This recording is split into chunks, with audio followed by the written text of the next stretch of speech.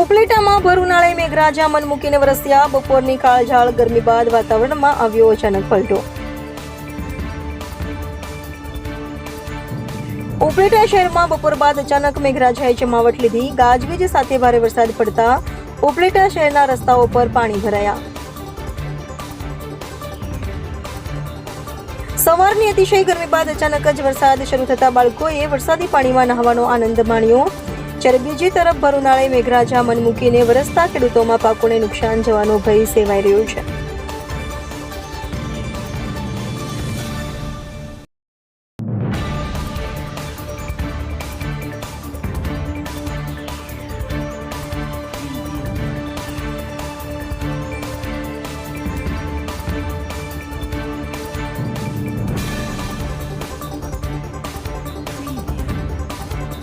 AB48 news Gujarat સાથે reporter Bhavesh